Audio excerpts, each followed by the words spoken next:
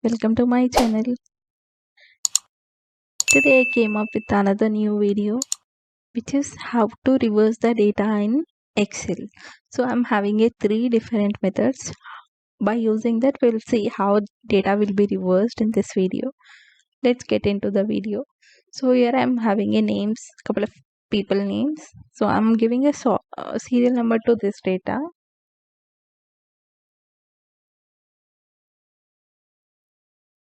I have entered 1 and 2. Suppose that I'm dragging up to the last number. So by selecting any of the number, I'm switching to data tab.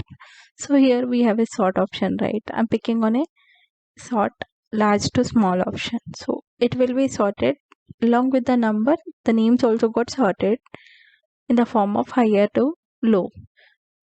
This is one method. And the second method is just right click on it. You will identify the sort option. Here you can pick small to large or large to small. So this is a first method. Let's see the second method also.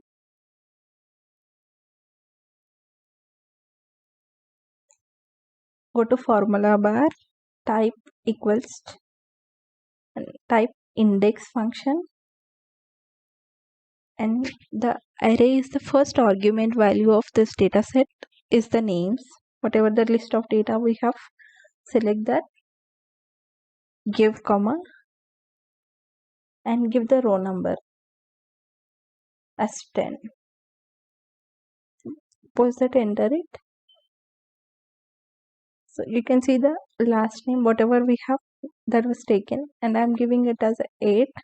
Will my formula is changing or not? See, the data got changed. So I cannot enter on each line item the numbers. For that reason, I'm going to showcasing you other formula by using index, and the other formula we'll do this one. Just go to formula bar and type as rows.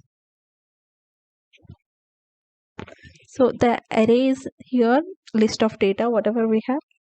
Select it and press F4 and close it.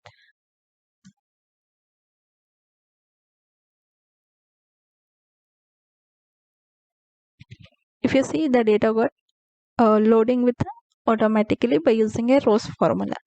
Similarly, we'll insert that rows formula into this. Let's remove this one and type the again index. The first argument of this data is the same list of names, comma, instead of rows numbers, we'll give the rows data here. Before that, just lock as by using a F4. So it should be locked on a both first cell and the second cell. Pause it, give the comma, go to rows, select the rows function, and the array value is the list of data. Lock the second cell by using F4 function and close the formula. This is the rows formula closed, and close the entire formula. Enter it. Let's see whether the data is loaded or not. We'll see. See, the data got loaded.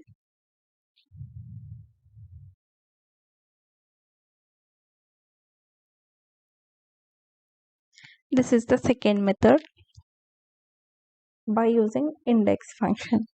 So let's get into third method, which is by using a Power Query. So for that, just select any of the data, whatever we have. Go to data tab, from the table or a range, pick on that. So here I'm selecting data only with regards to names. So I don't want the numbers. For that reason, I have selected the data, and post create table is open. Pick on OK. So it will route you to Power Query edit mode.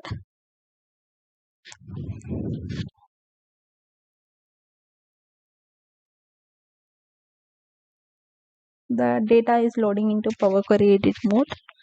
Let's wait another couple of minutes.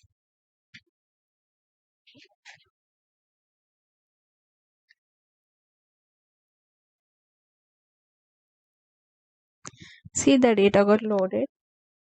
Let's see in Excel as well as in a Power Query mode.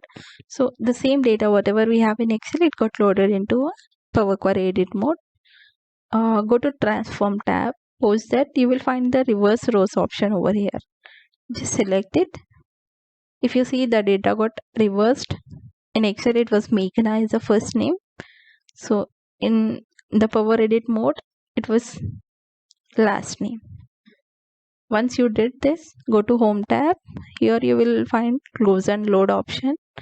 Same data will be loaded into Excel. So just pick on a Close and Load to post that. It will open the Import Data dialog box. So pick on an existing worksheet. Select the cell where you want the data. So here I'm selecting the cell. Post that I'm giving as a OK.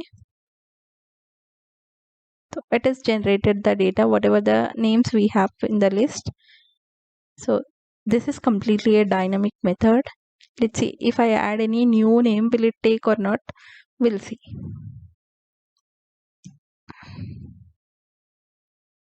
So in first method, it was not there already. Into a second method, it was not there.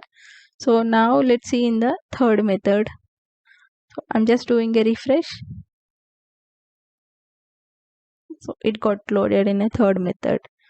So this is all about today's video. Thanks for watching my channel. Please do subscribe my channel and click on a bell icon for more videos.